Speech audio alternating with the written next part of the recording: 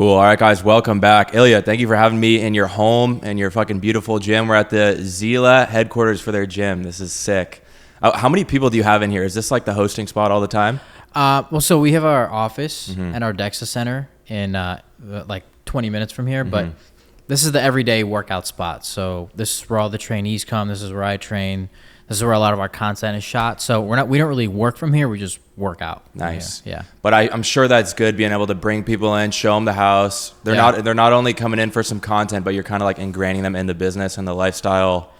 Yeah. I'm sure that helps. But I want to talk about this company that you're building right now. I just downloaded the app, by the way. It's fucking sick. Hell yeah. I really like the community factor to it. There's a lot of I think one of the main reasons people should be working out in the first place is for community. I think people really kind of forget that, and they get into like this lone wolf, I'm on my own mindset, which could be great, but I think the community is super important. So why did you start it? How did you start it? Have you always been into fitness? And why are we here today? Yeah. So I guess like first I'll give you some context. Yeah. I started my first business when I was 18 years old with my dad. It was a plumbing company, which is something obviously very different. I did that for about 7 years, and that's kind of like where I learned the ins and outs of business. Ended up moving to Los Angeles after that 7-year tenure. And the reason for that was like, I looked at myself in the mirror and I was like, do I want to be doing plumbing for the rest of my life? And like, this is what I enjoy. And the answer was no. Like, it's something that I had to do at the time, and I'm very, very fortunate for the experience, but just not something that I wanted to do. Was it going well though? Yeah, it was going I think really I'd well. seen a clip from another interview that you said you were making decent money from it, and you had to get it to the point, right, where you can actually leave. Right. And it not fall apart, right? Can you talk about like how you set that up? Yeah. So that you were able to come here and take a step back? So I mean, it was literally through blood, sweat, and tears. Like, we started with nothing. Like, it was actually zero. We started as a business that was in debt. Like, we were indebted to people that we loaned money from. And so through the years of cold calling, building a clientele list, hiring people, firing people that didn't do good work, like, the trade business is really fucking hard. Yeah. And so eventually we figured it out. We got really good clients. We got really good people. We set procedures in place, and, we just made a really solid foundation for us to build on top of. Obviously there was a lot more room to grow. Yeah. And it was really bittersweet leaving because I was in it with my dad, and I watched my dad gain everything and then lose everything and then gain everything again. So it was just... In terms of how so? In terms of the business falling apart, in terms of personal life stuff, or both? Yeah. That's like a separate story, but like, my dad is, obviously I think he's the best in the world, but like, he had made some business mistakes in the past. And so when we finally built this up with him, it was bittersweet leaving, because I was like, damn, now he's up again. Like, I'm leaving and there's so much opportunity here, but I know what's right for me. So I'm just going to like make that move. Was he encouraging you to get out of there, or was he almost No, definitely not. He was really? like, why the fuck are you leaving, dude? Like, Interesting. We've worked so hard on this together. Like, let's keep going. And I get that, like, it doesn't make sense in some way, because it's like, why would you leave something? But it's like, my heart wasn't in it. If your heart's not in it, why would you be doing it? Dude, that's special, because in general, I feel like most entrepreneurs actually don't get a lot of support from their parents, at least at the beginning. I didn't have the most support. Most of my friends didn't. So the fact that you can build something with your father and actually it turned out very successful, I feel like that's got to be the greatest feeling. I'm sure that strengthened your guys' bond too, and your friendship as well, right? For sure. Having to like actually like go to war in a way together sometimes. No, for sure. Sometimes it literally felt like war. And there was days where we screamed at each other, and then there was days that we hugged each other, and like, you give and take. But it's funny because you say that like your parents support you. My mom in the beginning was super against me doing it. And your dad as well? No. You? My dad needed me, right? And Okay. I needed my dad in like some philosophical way, I guess. But like, she was very anti drop out of school, go start a business. She was like, you got to get a degree. You got to do this, do this, do this. There's a certain path you got to take. And I was like, fuck that. And I remember her saying this. It was like in the bathroom, in her bathroom, my parents' bathroom, and their old house. She's like, you're not going to help your father's business, because she was just so fucking against me doing it. And I was like, no, I'm going to prove you wrong. And sure enough, like I proved her wrong. How long did that take, by the way? It took like about a year, but it's funny because she didn't know. So basically, I was supposed to go to school. She thought I was going to school. She thought I was going to community college, and I dropped out and I didn't tell her. Yeah. So for like a year, I was just working out of like the warehouse, my dad's warehouse, and she had no idea that I was not in school. Interesting. So at a certain point, I was like, Mom, I dropped out of school. She was fucking super pissed. But at that time, she couldn't really say anything because I had proved her wrong. Yeah. You know? And at least then you had the foundation, and I'm assuming you had the confidence to make that next step. Yeah. To going to LA. Did you have a plan set up for coming here? Going to a new place. I know you knew David, but aside from that, was it coming here with like a general plan, or it's like I just need to get away from home? Yeah, I had a general plan. Like when I moved here, we actually wanted to start a creative agency. And I've said this on other podcasts before, but basically it was like creating a company that can work with a Pepsi or I don't know, some other big brand to give them creative ideas for their ads. That ended up we ended up not doing that because there was other things that David was doing at the time. Mm-hmm. So I looked at the other businesses that he had going. Sorry. And so I looked at the other businesses that he had brewing, and one of them was Dobrik's Pizza. And I was like, fuck it, why don't I just do that? Like, why don't I just do Dobrik's Pizza? Because you already have it. Let me run it. Yeah. You know, I know business. And so I just saw it as an opportunity. And I launched that business in 2022. And you're probably like, where the fuck does Zila come into the equation?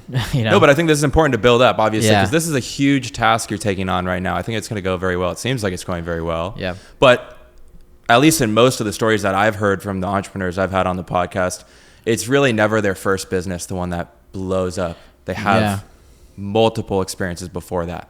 Yeah. Yeah. Sometimes you got to make mistakes, and you have to like go the wrong way to be able to find the right way. Yeah. You know? And so that's definitely what happened to me. With Dobrik's, like obviously my heart is always going to be there. But it's just, it was something that I helped launch, and now we've onboarded operating partners that will grow the business. Yeah. But in parallel to me saying, hey, I want to do Dobrik's, I found the idea of me doing Zila. And the origin story of that was like I was saying before, what do I love to do? I love to work out. Yeah. I love to look good. I know how to do it. And I also fucking love helping people. Like if I had all the money in the world, like I would be giving it out every single day. And like, I know that anybody could say that, but I truly do mean that. Like it's some like weird happiness that it brings me. And so, I put that together, and I was like, I'm going to build this business where I love what I do, and I'm going to try to give back to people who need help. And my giving back was by transforming people that are out of shape and are not in the best position in their life, you know. When we had first done a transformation on my buddy John, he lost 50 pounds, and he didn't have a car at the time. He had like some beat up car because he crashed his other one, whatever. And so we got him a car, you know. Nice. So yeah, it's just like things like that. That's really like, I think that's the embodiment of what Zila is like building somebody up and then giving back. That's great, dude. And I was going to ask, one of the questions I was going to ask is like, when you go after new ventures, is it primarily because you're passionate about that subject or whatever it is you're working on? Or is it like the idea of creating a new business in general? Because some people just go after the money. For I sure. think that's a little flawed. Yeah, no, I've definitely had situations where I just go after the money. Yeah. I think most people have some of that, right? Like it's financial freedom that you're We all want to make money. I'm not saying making money is a bad thing at all. Yeah. I'm just saying when you sure. pick a business because it's purely profitable as opposed to like you're really passionate about this, I think that helps a lot more in turning it into like a I mean, the thing is, I think that it can work both ways. Like if you find a business and you know how to crack the code and you're not necessarily passionate about it, I still do believe that you can make a lot of money with that business. Yeah. But I definitely do suggest finding a business that you're passionate about, because you can take it to $1 billion because you're like, I fucking need this to work. You know what I mean? Whereas a business that you don't really find passion in, you're gonna be like, fuck, that didn't work next. You know? Okay. What about those early days of Zila? Because going from Those are some major shifts, by the way. I know. Plumbing, right? HVAC style businesses to restaurants. That's a whole challenge in itself, to now technology and apps, like completely different industries, completely different setups. How did you go about those early couple of days? Was it a lot of research and then attack, or was it just like, I'm going to jump in the deep end and see what happens? Yeah. Great question. It was definitely, I'm going to jump in the deep end because I'm a very opportunistic person. Yeah. And unfortunately or fortunately, however you want to look at it, my ambition sometimes outstretches my capabilities, That's good. You know? So I oftentimes, not really as much anymore, but when I was younger, found myself getting burnt. Even when I was doing plumbing, like I'd be doing plumbing and then I'd be doing like fucking stock trading, you know, like in the morning for some reason, because I was just like, fuck, I think I can do. And like in my mind, whatever I try to do, I think I can be the best at. Like, I don't give a fuck when anybody says I'm going to be the best at it, bottom line, in my head. Yeah. And so what I didn't realize at that time was like, you can't do both, dude. Like you either can do this or this. And so, no, you can't stock trade in the morning. Like do something for your plumbing instead. And so, yeah, the answer, long story short, is dive into the deep end and fucking figure it out. And by the way, I suggest doing that. You know what I mean? Yeah, like I think you learn the most for sure. And I think a lot of people, I think the most successful entrepreneurs or athletes or anybody, even if they have like the biggest wins, they also have the biggest losses. Yeah. You know what I mean? So I'm curious if you ever had any massive failures that maybe like aren't that public yet, or maybe you have talked about them before, but might be new to my audience. What are some like key moments where you gave it your all and it just did not work out? Or in most cases, did you push through it? Yeah, I mean, knock on wood, I haven't really had a situation like that, you know? I guess a smaller example could be, we started, so fucking actually a crazy story. We started an electrical department, again, going back to my overambition. We started an electrical department for my plumbing company. Hired this guy, and everything was so fucking rushed because we had, like, our clients loved our work.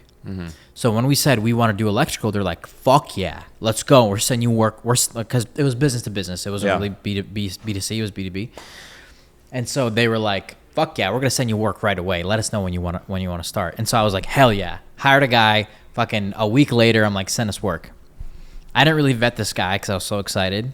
This motherfucker goes to, this is like 2 weeks in of us doing electrical. He goes to our client's house, and there's like some like electrical damage. I don't remember exactly, whatever.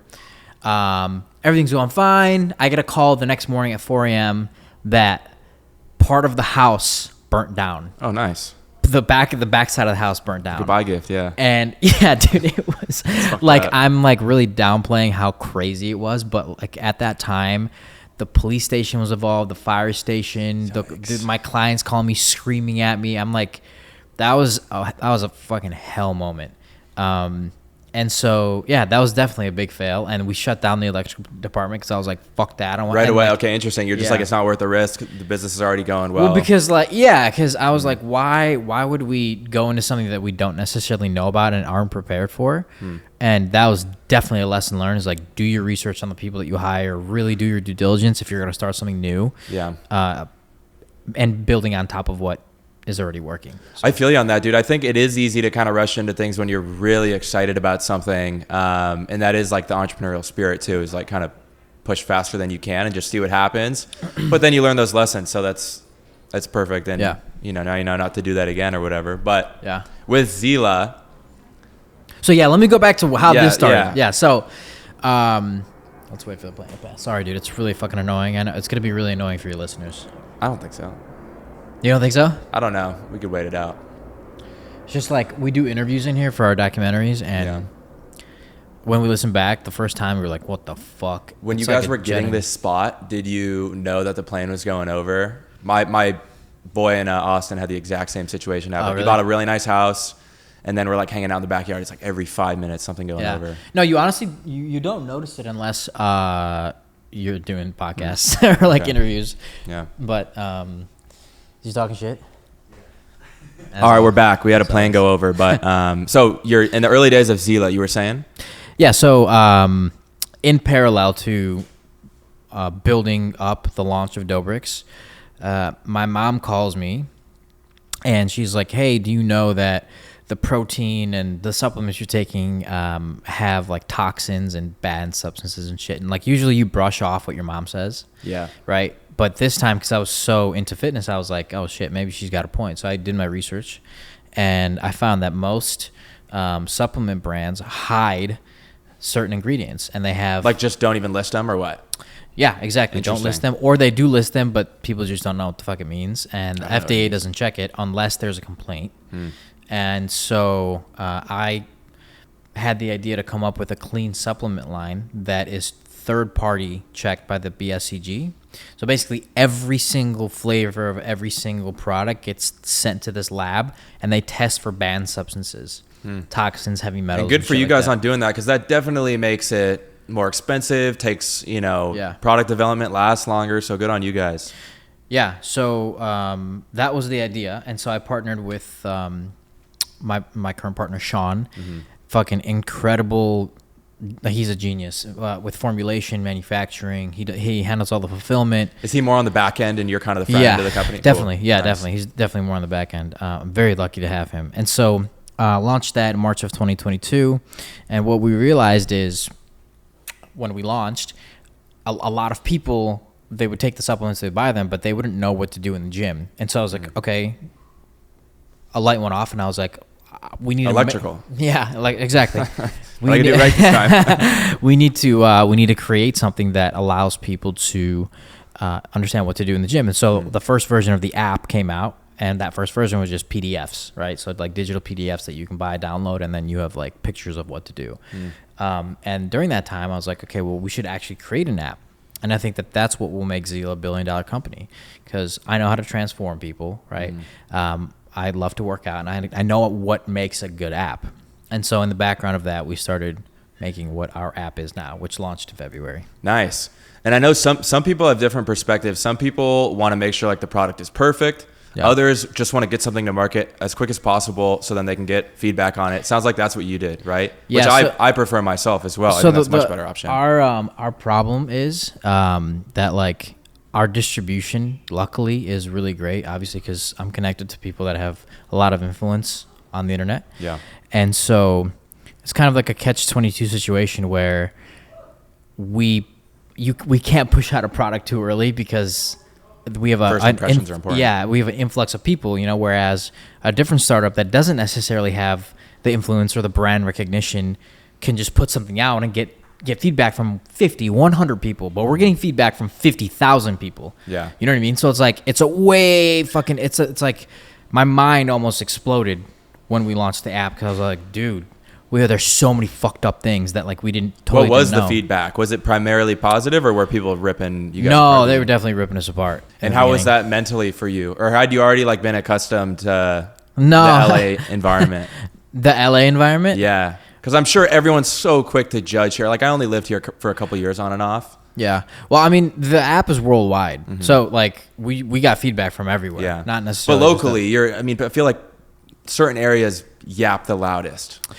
No. What would you say differently? No, I mean, I just I think like everyone had their own thoughts from everywhere. There wasn't necessarily like one area that had interesting. more feedback, but yeah, I think there was just a lot of holes and voids in the app at first, and there will be with any app. Like I forgot who said it, but it was like if you're really releasing an app that you're proud of, you've released it too late. Something like that. So. Yeah, who is it? Maybe it's Sarah Blakely. If your product, there's something very similar. If your product is perfect, you waited too long. Yeah. Right, which is valuable.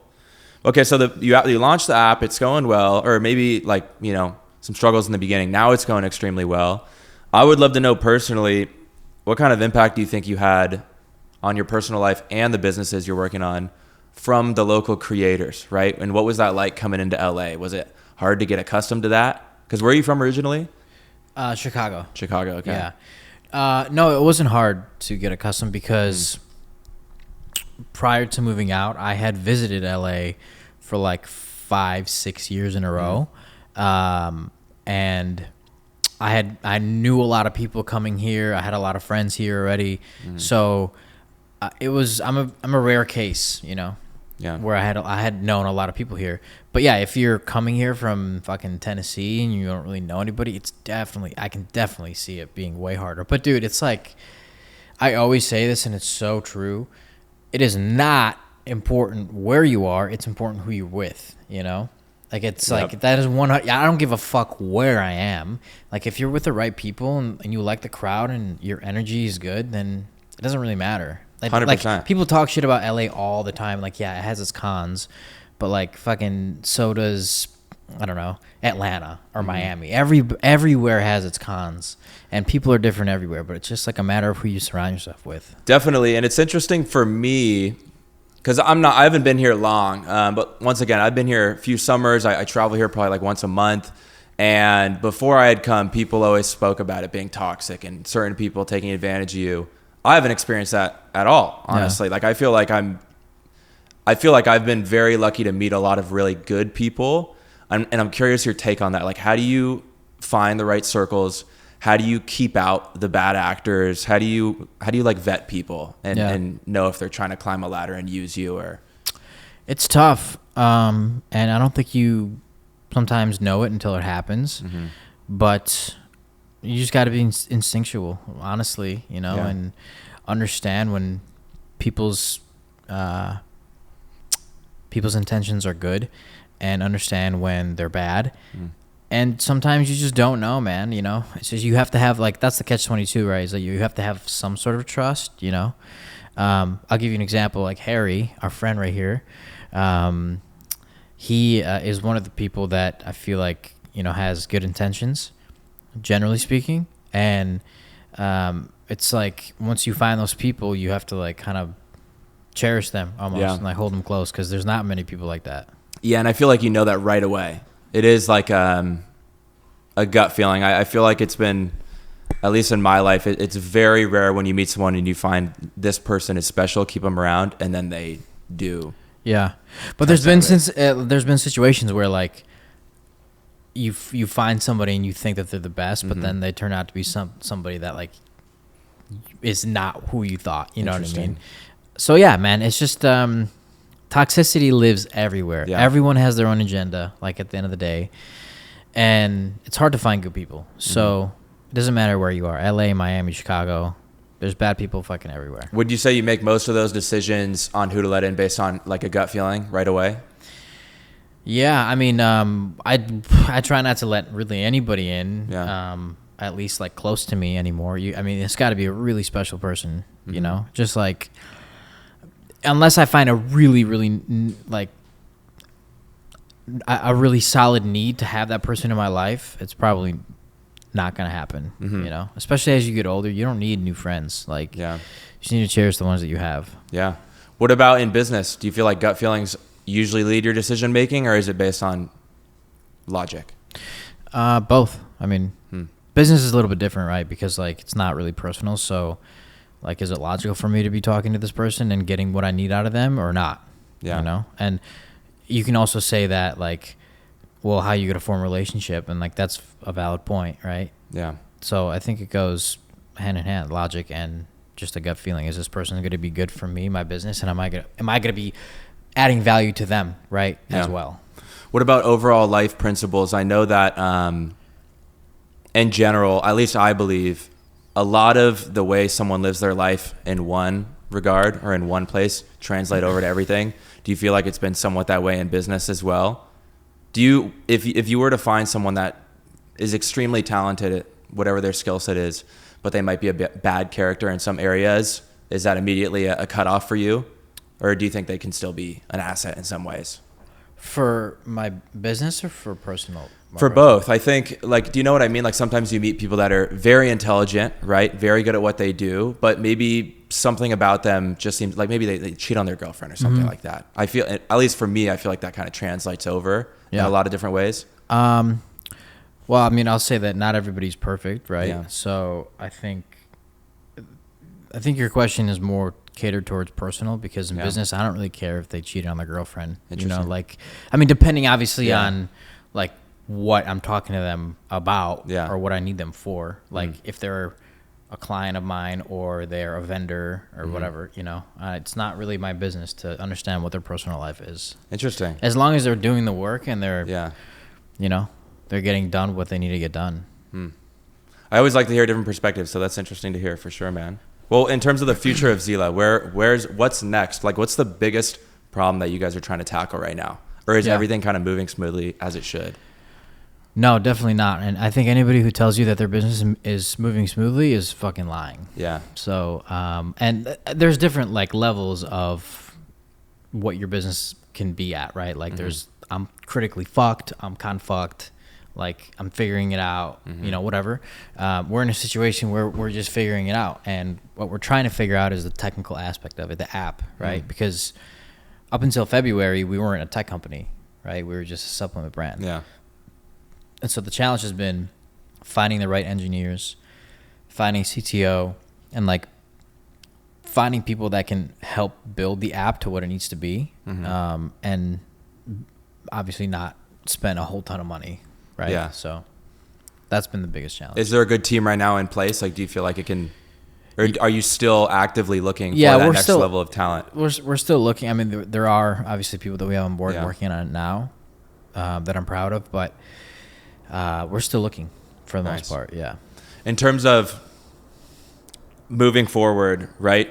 If you were able to talk to yourself 2 years ago, I know everything happens on its own time, but if you were able to talk to yourself when you first started it, or any advice to someone starting an app or a tech company right now, what are like the key points that you would say, like, watch out for this, make sure you do that early on? Yeah. Well, so from my perspective, I'm not a technical founder, meaning like I don't know how to code, I don't know how to be a programmer. And so my suggestion there would be to find a partner that does know the ins and outs, a trustworthy partner, a CTO, if you may. And if you are a technical founder, then I can't really give advice on that because I wasn't in that position. But my biggest fuck up was not finding somebody that knows exactly what to do and like how to take an app from 0 to 100. So finding someone that succeeds in the areas you're weak in, right? That has strengths on your weaknesses. 100%.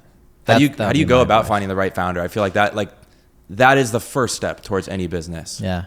I mean, it's the hardest thing, right? Because like this person is in the trenches with you, going to war, and like needs to understand your vision, needs to understand what the soul behind the product is, needs to understand, I mean, everything, right? And long story short, it's the hardest thing that you'll do is finding that one person. And there's really no right answer to it. Like you got to feel it out. You have to understand if they understand, and everyone has their own way of doing it, but it's the hardest thing. How do you look at giving away a piece of what you're working on, though? Are you a 50-50 guy? We're both in this evenly together, or do you think it's valuable to have someone that has a bigger share, more of like the leader of the two?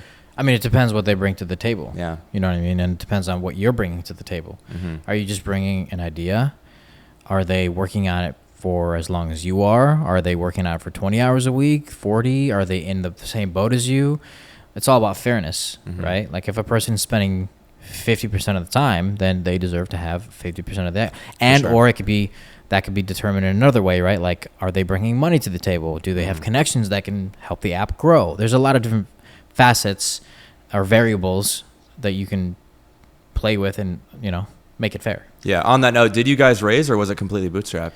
It was bootstrapped. And have you raised yet still? So we're raising actually our seed round now. Nice. We're doing a $2 million seed round. Cool. And it was bootstrapped. Yeah, we definitely put in a lot of money. All three partners have put a lot of money and time into it. So, yeah. Nice. And then when it comes to raising, are you, because of the platform you have, because of the kind of exposure you already have in the area, was it pretty easy to get people in and involved? You have a track record. It's not your first time as an entrepreneur. You also know the background of being a creator, knowing the right people. I wouldn't say easy. Raising money is never easy. Yeah. Actually, I fucking hate doing it. Like, I hate asking for money from people. Yeah. Because it's like, they're taking a bet on you, and I don't like being indebted to somebody, even though it's not really like that, you know. Even though I'm, like, in my head, my intention is to make them 10x their money. For sure. But Yeah, it's not easy. Do you sometimes feel that like looming over your shoulders if you ever were to like go on vacation? You think like, oh, they might think I'm not working as hard as I could be, stuff like Fuck yeah. That's one thing that I think about a lot. If I want to raise right now, my company is like, do I want somebody else like watching my every move? Well, I think you set the expectation. Yeah. And make them understand that this is what I'm going to be doing. Yeah. This is what the money's for, and if the investor is smart enough, they'll understand that you're also a human, like that you need time off. Are you the one leading the charge when it comes to bringing in investors? Are you the face in that sense of the company as well? Yeah. Would you say that's your superpower, or what is your main asset here in the company aside from your personality, your social media presence, everything, and your business experience? Like, what is my personal? Yeah. What is your what's my superpower? value add to Zila? Not even value. I would say, what's your superpower? Why do you think, we talked earlier about how you think like you can do anything, right? Which I think is amazing. Would you say that's your superpower? Or is there something else that you think is like? Yeah, no, I definitely think that is. I think that no matter what position we're in as a company, no matter how low or how high we are, I will always push forward because I know that the storm doesn't last forever. There's always going to be, I know it's fucking cliche, but like a rainbow at the end or whatever. It's like one of my buddies said this quote one time, and it was like, when it's bad, it's not always bad, and when it's good, it's not always good. So it's actually a cool mindset because it's like, you shouldn't be worried when it's bad, because that shit will stop. You should be worried when it's good, because something bad will happen. I feel like something good always does happen right after really bad times too. Like if you're going through this shit, you can almost like laugh it off and be like, you know what? Something really good is about to happen in a few months, a few weeks, tomorrow. You have to look at it like that, dude. You have to. It's up and down, and it's never going to be all climbing. It's like a mountain, right? You have peaks, and then you dip, and then you go down a little bit, and then you have to climb again. Of course. Yeah. It's never always up. Yeah. Well, in the early days, like, let's talk about motivation a little bit, right? Yeah. I'm sure now you have all motivation's not even a thing anymore, because it's like a game that you're playing. But I remember I saw a clip of you saying that you got in a tough breakup. And that gave you early motivation at the beginning. And I think a lot of my audience is younger, and some people might not think external motivation like that is a good thing. Yeah. But sometimes it is the only thing in the early days. Can you talk a little bit about like how that got you? Yeah. Was that what gave you like this drive? Like, I need to always be the best, or do you think that was there since the beginning? No, I think that was there since the beginning, but it definitely helped, that breakup. Yeah. It happened when I was 18 or 19, I think. So like right before the plumbing business, or like right at the beginning, right at the beginning. And it was very heartbreaking for me. And I just took that fucking anger and that rage, and I just put my head down. I fucking worked, dude, like 14 hours a day for like a year straight. I stopped working out. I started eating like shit. Like all I could do, or all I wanted to do, was be in the office, fucking cold calling, figuring out how to get clients, like growing the business. That's all I wanted to do. That's all I focused on. And how long did that last for? Because I relate to that a lot. I had a very similar experience. Yeah. When did it kind of hit you? It's like, I'm not doing this for her. Yeah. I'm doing this for me. Because at the end of the day, even though you are trying to become as big and successful as possible, it kind of is for them. I mean, in my mind, like, whether you like it or not, I'm trying to prove everybody wrong, including her, including everybody that ever doubted me or like ever wanted to like be away from me, know? And I was like, all right, cool. You don't want to be with me? Fine. See what happens. And it's still like that today. Hell yeah. Absolutely. Do you find a lot of people, I'm sure, right, hitting you up, trying to reconcile for? No, because I really don't have bad blood with many people. Like, I don't even try to, like, it's not this, what's the word? It's not this like, what the fuck? It's not this grudge that I hold. Yeah. Like, it's different, right? Like, and people mistake it sometimes for a grudge, but it's not a grudge. Like, I'm cool with you. I don't care. I'm just gonna prove you wrong. That's it. What's your opinion on that note? What's your opinion on kind of like, I like to look at it as a rocket ship when it's going up, right? It starts as this big contraption, and then as it hits higher and higher elevations, pieces fall off, right? Some of your high school friends or your college friends. Oh, wait, you didn't go to college. Some of your high school friends might be thinking, like, he's too good for me or whatever. Yeah. How important is it to only surround yourself with the people that are going to be pushing you up and not holding you down? Yeah, no, super important. Get rid of the toxic friends and don't fucking look back. Like, it is what it is. 100%. It's not a loss, dude. It's a fucking win. For you to get rid of people that hold you down, and that's good. And people say like, oh, you've changed. And it's like, yeah, fucking obviously, that's so you don't, that's not a bad thing. You think that's a good thing. Yeah, I have changed. I'm on to the next thing. Yeah. Sorry. Yeah, absolutely. Yeah. Like I've changed as a human, because I've adapted to the way I want to live my life, or the way I want to do these things, the things that I want to accomplish. Nice. Are you always, so in the early days, you said you were workhorse, right? Yeah. All day, every day. Yeah. Is it still kind of like that? Do you feel like you need to work all day long? Or are you actually trying to kind of make yourself have less hours and be more efficient? How do you go about scheduling your days? Yeah. So, I mean, definitely when I started, it was just no efficiency, work hard, don't work smart. Yeah. And as I've grown older, I've started to realize the most important thing to do is work hard and to work smart, right? So I'm almost like doubling my efficiency, you know, or quadrupling, whatever that is. Yeah. And so, yeah, I've definitely begun to work smarter, and I've realized that it's not cool to like brag about 14-hour work days. You know, like I think that's where I currently am right now, and I'm trying to get out of that. I feel like sometimes I go out with some friends, rarely, but if I go out, I find myself like almost like a little guy in the back of my head saying like, "You're a loser. Get back home, open up the computer." How do you get away from that? The thing is, if you have to work 14-hour days, you're a slave to your job. Yeah. You know what I mean? That means you're doing something wrong. If you're having to work, well, it's that not much, even necessarily you know? like I have to. Like there's work that needs to be done. It's almost like I'm starting to get over it, but there's a maybe my little kid voice in the back of the head that's like, you know, you say you want to be this, you say you want to be a billionaire and have all this success and be famous, whatever. Why are you out right now? Yeah. Well, I mean, you have to ask yourself, like, is me being out right now going to help me tomorrow or the next day? Because some people use it as like blowing steam off and then, you know, regenerating their energy and then putting that back into the work. Because if you overwork yourself, then you can end up crashing, right? Yeah. And so for you, as an example, if you're going out and you're having those thoughts, if you go back, like, let's just say you're like, fuck this, I'm leaving, going back to work right now. Yeah. If you do that and you genuinely don't have your energy drained for the next day and like you're good to go, fresh, then there's nothing wrong with that. Nothing wrong with that. Nice. Yeah, if you like working, dude, you like fucking working, you know? I love it, dude. A lot of people though, they try and tell you like, bro, you got to chill out, bro. Like you need to have some balance, right? Or like, why are you working all the time? Like, go enjoy yourself. I feel like maybe they just don't understand. But dude, I do enjoy myself. I'm fucking working and I'm enjoying myself. I like to work. It gives me pleasure. Like being at a bar, drinking a fucking tequila shot doesn't give me pleasure necessarily. Like there's a time and place for that. But I'd definitely rather be working. That's what gives me getting things done that are hard.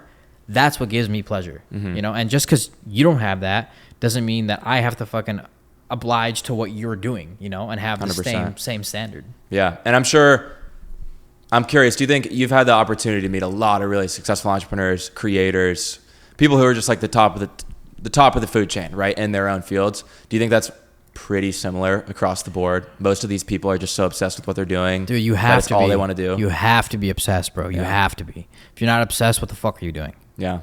Hell yeah. Well, what's next, man? Like, obviously it's going really well. What's your 1-year goal and 5-year goal from now? Where do you want to be personally and with the business? I think personally, I want to start off with, because I think in my last like 9 years of entrepreneurship, I've had pretty much zero personal life. And I want to start to bring that in, not because I have to, but because I want to. Like I want to start having more relationships, and I want to start like meeting more people, which I think in turn will help my business, right? On the back end. No doubt. And then on the business side, I really want to build up the app and have it be like a fundamentally good, solid fitness app, get more users on, get more creators, more partnerships, more collaborations, and start like really building the Zila community. Cause you know, we're still we're 2 years old, you know, we're in our infancy. And so we got a long way to go. Within 5 years, I really, really do think that with the right moves, like the really, really right moves, we can become $1 billion brand with our tech. Hell yeah. You know, and it's crazy to say, and like, I don't even want to jinx it, cause I'll do it as soon as I fucking can. You know, I think within 5 years is possible. And if not, it'll take 10, 15, whatever it takes. But you're going to do it. However long it takes. I love that. However long it takes. Yeah. I love that. And I want to go back a little bit, because I think what you were saying right there is really important too, right? Managing like the next step of trying to become, right, more integrated with relationships or whatever, right? How do you go about right now deciding on like what's most important in terms of that balance? It's hard, man. It's really hard because like, what do you prioritize, you know? Yeah. And it's just, I don't know, it's all personal. Like, it's all personal preference. Like, for you, it might be different than it is for me. Sure. But I like to get other perspective, like dating, right? Dating is one thing. I guess I'll explain what I think to hear your perspective. Cause I ask these questions genuinely as like a way, like respect you a lot to figure out like what I need to do over the next couple of years. Yeah. At my current stage, I'm like, dude, honestly, dating can wait. Right.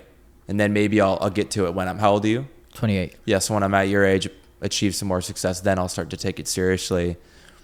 Is that how you feel right now? Is like you've kind of put it aside for a while and now it's time to take more care in that side of things, or have you been balancing throughout? Well, I have a girlfriend. Yeah. So it's a little different for me. Yeah. But like I didn't date for 8 years, you know? I didn't date anybody that's kind of what I was for 8 asking. years. Exactly. Yeah. So I think that, and it's funny because like Drake said it best, because Drake has like never had a girlfriend, but he's like, in an interview, he said, when I find somebody that understands my lifestyle, and this is like, I'm saying in a way what he didn't say, but he was like, when they don't ruin my routine, essentially, that's when I can, you know, that's when I'll be ready. That's when I'll be ready. Yeah. And I think what he means by that is like, I have a certain way of living, and if that isn't messed up, like if I can stay in my lane and do what I need to do and have a girlfriend, then I figured it out, you know? And if that person understands, and it takes a very special type of person to do that, because most people will not, you know? And with your current situation, I don't know, how did you guys meet? How did was it just out of thin air? Like it just happened when it was supposed to? Or did you actually have to put yourself out there? No, it just happened when it was supposed to. Nice. Yeah, man. But for you, I mean, like I said, it's, when you know, you'll know. And when you have a relationship that like puts a strain on your work, that's when you know it's bad. For sure. Because it's like, shit, why am I doing this? The most detrimental thing you could possibly do, I feel like when you're moving. Yeah, exactly. Because you already have so much stress on your plate. Like, why do I need to add something else? Yeah. There's no point. Good info. Yeah. All right, man. Well, I got this one last question that I ask pretty much every guest. And you can take a second to think about it if you want. Yeah. It's meant to like challenge you. It's meant to make you really think. What's one thing that you hold to be true that you think that pretty much everybody else would certainly disagree with? Like your one truth that you stand by that might not be very well known or common. Yeah. That most people would disagree with. Yeah. Maybe not everybody, but most people. Yeah. Oh man, that's fucking hard. It's a really good question, but it's really hard. It's funny. Like I told one of our trainees, her name's Sammy, to really change your lifestyle and your life, you legitimately have to kill the old version of yourself. You have to kill the thinking, you have to kill the habits, you have to kill all the bad shit that you do to cause you to get into the position that you're in, like bottom line, and become a new person. And people will go, holy shit, you've changed. And yeah, you've changed. Absolutely. That's the point, right? And I think that a lot of people don't realize, they try to change themselves, but they don't realize the depth that they have to go to actually make that change. I like how you said that, man. Funny enough, I have 2 tattoos. One is it's a privilege to be alive, and the other is a kid looking at the older version of himself in the mirror. And that was from when I was a kid. I almost killed myself, and then I decided like I'm not gonna actually physically do it. I'm gonna kill this current version so I can become the next guy, the guy in the mirror, right? That older, we talk about writing the story, that older perfect version of myself that I look up to, like I can become that person, but I have to kill the current one. I think it's dope that you said that. Hell yeah. Fuck Word. Yeah, dude. That's sick. Word. Yeah. Dude, well, thank you so much for coming on. This is a fucking pleasure. Thank you guys for watching. Obviously, gonna link all of his stuff, but you probably already know him anyway. So thank you again, bro. Yeah, man. Thanks for having me. And check out Zila Fitness, insane app. Very excited to see what it becomes over the next couple of years. Thank you, brother.